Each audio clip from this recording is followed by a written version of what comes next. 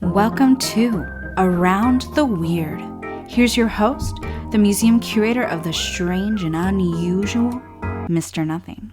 Thank you, mysterious voice, and welcome back to Around the Weird, a booktube channel where I talk about all the unusual and out of the ordinary literature that I have found in my travels. It is Short Story Tuesday, and I wanted to talk about a short story that is another example of creature horror and is about ants taking over a plantation in South America. I am referring to Leinengan versus the Ants by Carl Stephenson. For those who don't know, Carl Stephenson was a writer who is mainly just known for this piece of literature. It's very similar to the situation with Three Skeleton Key by George Taduzi, which I talked about in another video. Go find that video. It's a pretty good short story that's worth checking out. But when I read that one, they had mentioned this one. And much like with Three Skeleton Key and George Taduzi, there's not a lot of information known about Carl Stephenson online. It might just be that this is the only thing he ever got published, and this was big enough to make a bleep on the radar of literature, but not big enough for people to find out other information about him. It's a good short story and worth examining. So I would have liked to have known what else he had published. I think it might just be the fact that he was Austrian in the 1900s, and it's possible that some of his literature was, seized by Hitler and the Nazis at the time. That would make sense. Or it's possible that Carl Stephenson himself was a Nazi, and people aren't talking about what he wrote because he was a Nazi. I don't know for sure. I'm not going to assert one way or the other because that'd be a bit extreme. So just noting that there's not a lot of information available on him out there. And without further ado, let's talk about Leinengan versus the Ants. I will do a brief summary, a little bit of an analysis, and we will move on from there. So Leinengan versus the Ants focuses on the character of Leinengan. He is a rancher in South America who has employed a great deal of the native population on his plantation, and he is pretty focused on money and believes himself to be fairly intelligent. But one day a Brazilian official shows up and says, hey, there's a line of ants, which they describe as 2 miles wide, 10 miles long, coming your way. They'll eat anything, and this is true. Like, this is something that happens in South America with the ants. They're pretty ravenous at times, and so Leinengan, however, does not really accept this warning and believes that he can beat the ants because he has planned for everything and he is intelligent, whereas animals are stupid. And you can probably see where this is going from here. He has built moats around his plantation, which he is diverting water from a nearby stream to prevent the ants from getting across. The ants come over the horizon, and which scares some of the plantation workers. They arrive and they begin to cross the moat because although some of the ants are dying in the water, the rest of the ants are using those bodies as a bridge, and some of them manage to get across, which in fact wounds a man and starts getting people scared and panicking a tiny bit. But Leinengan understands what's going on, so he responds by diverting the river a little bit more to make the water that's in the moats go by faster, so the ants can't cross a bridge. It'll be too unstable, and they'll continue to drown, which is what in fact happens. Leinengan goes to sleep for some reason. Why would you do that when there's a bunch of wild animals ready to kill you? But when Leinengan wakes up the next day, he discovers that some of the ants have grabbed leaves from nearby trees and have started creating rafts in order to get across the river. In addition to this, some of the ants have latched onto a pampas stag, I think a deer or horse or something like that, and have have ripped its bones apart, which Leinengan notes happened only in like 6 minutes time. So he's feeling a bit of fear that maybe he's underestimated his opponent here. Once the ants begin getting across the river with their little rafts, they retreat to Leinengan's ranch house and begin to fortify that area. The ants arrive, and Leinengan begins to use fire and oil as a means of controlling the ants and making sure they don't get across these new defenses that they've made. But unfortunately, it doesn't work as well. Some of the workers, the natives who are working on this plantation, begin to be eaten by the ants, and some of them even jump in the nearby river. Unfortunately, there are piranhas and alligators in the river, so it's not really safe anywhere they go. Leinengan realizes that the only opportunity he has to defeat these ants is to release the dam entirely and just flood the entire plantation. And so he has to like sort of maneuver around the ants and get all the way over to the dam. And unfortunately, they begin to cover his body, and even though he's covered himself in petrol or oil, and even though he's sort of taking a salve that one of the local medicine men have given him, the ants begin to bite him, and it nearly blinds him and almost kills him. But he does manage to release the dam and flood the entire plantation, thus getting rid of the ants. The Indians rush up to him, take off his clothes to get the ants off of him, and they give him medicine in order to help him deal with these ant bites that are all over his body. And then he begins to sleep, noting that perhaps he underestimated this enemy. In terms of analysis, there is a bit to talk about with this story. It is a lot of fun, and I believe that Carl Stephenson gives us a bit to think about here. The first theme, the major idea with this story that I've noticed, is that of man versus nature, or perhaps man versus God. At the very beginning of the story, the Brazilian official is warning Leinengan about the power of the ants, how worrying it is that they're coming this way, and how Leinengan should be worried even though he's not.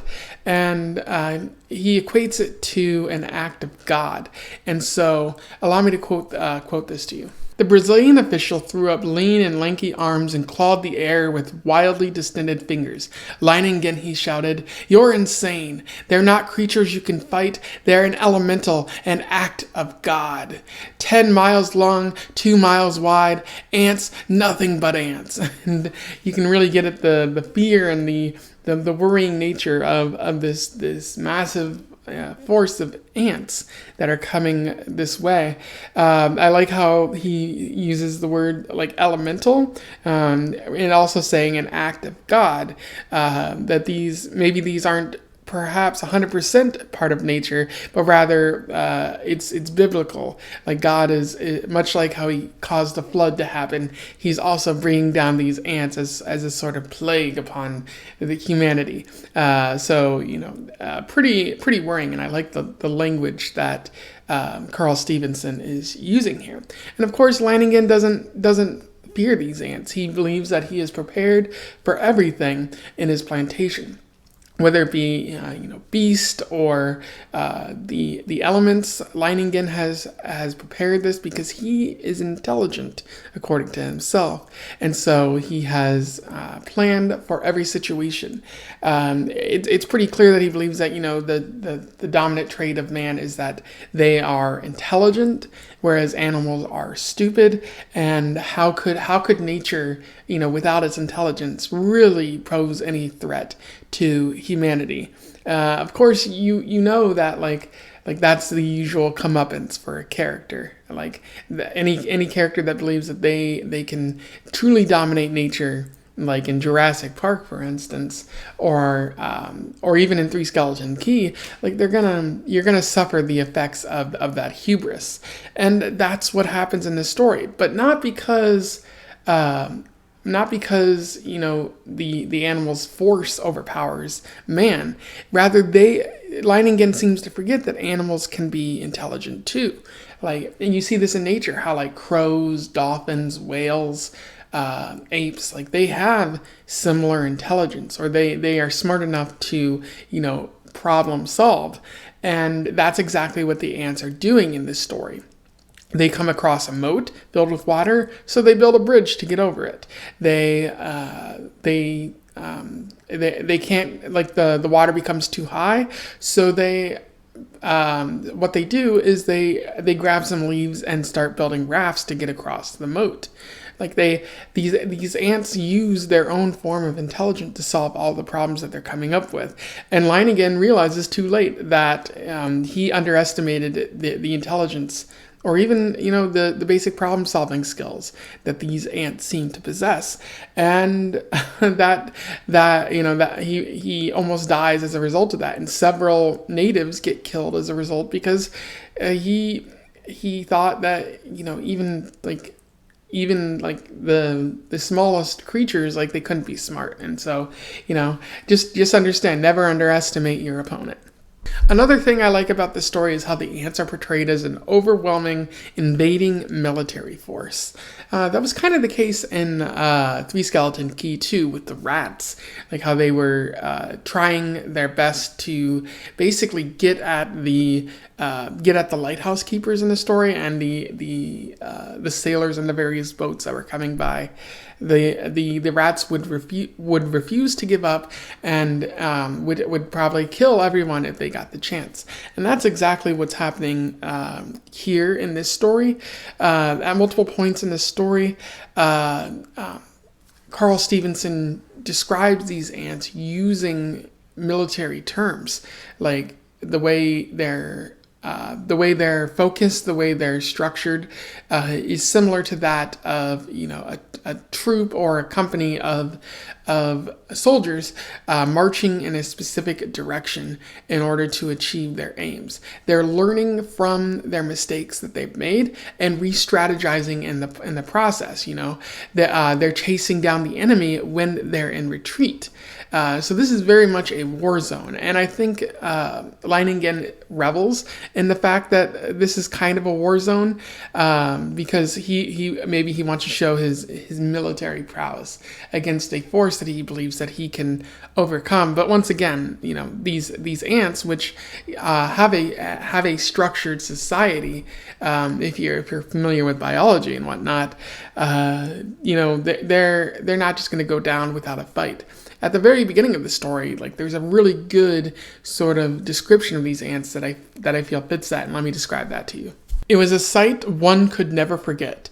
Over the range of hills as far as the eye could see crept a darkening hem, ever longer and broader until the shadows spread across the slope from east to west, then downwards, uncannily swift, and all the green herbage of that wild vista was being mown by a giant sickle, leaving only the vast moving shadow, extending, deepening, and moving rapidly nearer. So it really seems like just like this entire army is rushing towards this ranch, trying to get to them as soon as possible to engage in a fight, or in this case, in order to eat everything that they can find. All these workers and the this overconfident plantation owner.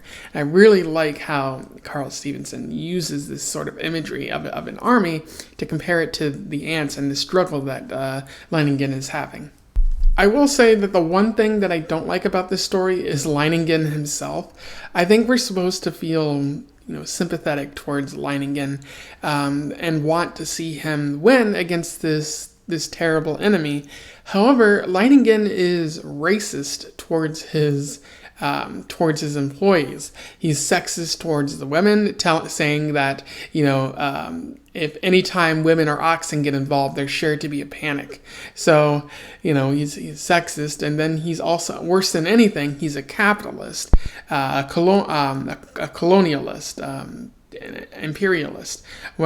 He's essentially in Brazil at a time when outside governments were coming in and taking all the natural resources of Brazil for their own personal profit. And so knowing all of that and and seeing how Leinengan, views the natives and the women in the area, it's really hard to root for him. And in fact, I was kind of hoping he would die at the end of the story, and unfortunately, he did not die at the end of the story. So I guess that's the only problem I have with the story. It's Carl Stephenson writing, perhaps the wrong character to care about for fighting off all of these ants and surviving a pretty terrifying situation. Anyway, those are my thoughts on Leinengan versus the Ants by Carl Stephenson. A pretty good short story, even if I don't like the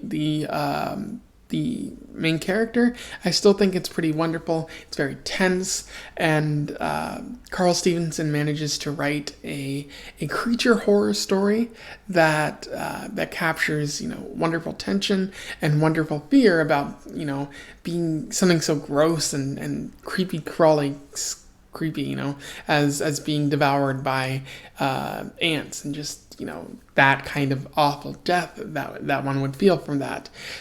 So if you read this story before, or you simply want to comment on something I've said here, feel free to do so below. Let's talk about Leinengan versus the Ants. Otherwise, don't forget to like, share, and subscribe so that more people can find out about Short Story Tuesday and this story. And until then, I wish you the best of luck in your weird and insecty travels. Farewell.